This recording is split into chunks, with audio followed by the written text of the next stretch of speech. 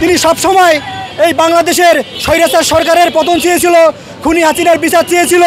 যখন ছাত্রদের বুকে নির্বিচারে গুলি বর্ষণ করা হয়েছিল, তখন কিন্তু ঘাতক পলক সমস্ত ইন্টারনেট ফেসবুক বন্ধ করে দিয়েছিল।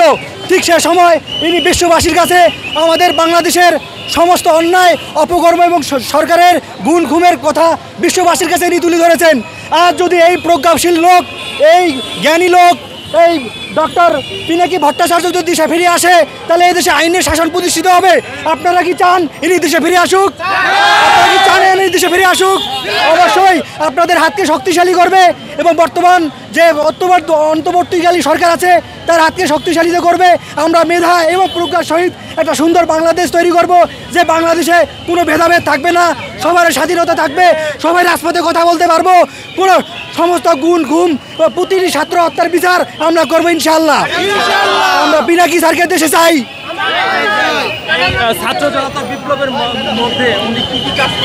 ছাত্র জনতার বিপ্লবের মধ্যে উনি অসংখ্য কাজ করেছিল।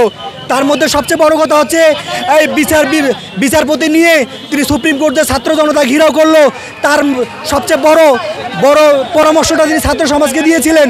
না হলে সেই দিন বিপ্লব হয়ে আজকে বাংলাদেশের অবস্থান এই বিগত স্বৈরাচার সরকারের বিচারপতিরা এদেশের সার্বভৌমত্বকে বিকৃত করে দিত।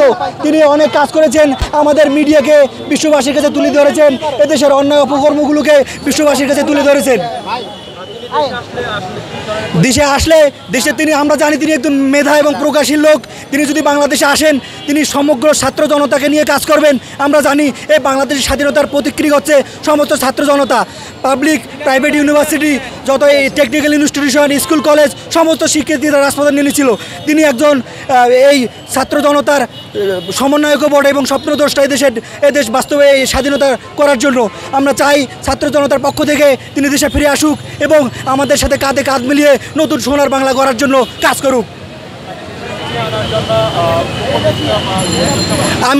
আমি একজন দেশের সাধারণ নাগরিক হিসাবে বলবো, সমস্ত ছাত্র সমন্বয়কদেরকে বলবো, প্লিজ ভাই, আপনারা যে দেশে ছাত্র গণ অভ্যুত্থান ডাকিয়েছেন, যেহেতু আপনারা মেধা এবং প্রজ্ঞার ভিত্তিতে সমাজ এবং দেশ গঠন করতে চাচ্ছেন, সুতরাং আপনারা এই মুহূর্তে ডক্টর পিনাকি স্যারকে আমাদের দেশে প্রয়োজন। তার পরামর্শ, তার মূল্যবোধ, তার চিন্তা চেতনা আমরা ধারণ করতে চাই। এগুলো আমরা ফিল্ড লেভেলে অ্যাপ্লাই করতে চাই। দেশ এবং জাতি গঠনে আমরা এই কার্যকর ভূমিকাগুলো রাখতে চাই। এর জন্য তিনি যদি আমাদের সঙ্গে এসে কাজ করেন, ছাত্র জনতার সাথে কাজ করেন, আমাদের দেশ সোনার বাংলায় পরিণত হবে ইনশাআল্লাহ। আমি মোহাম্মদ সোহেল রানা, একজন বাংলাদেশের সাধারণ নাগরিক।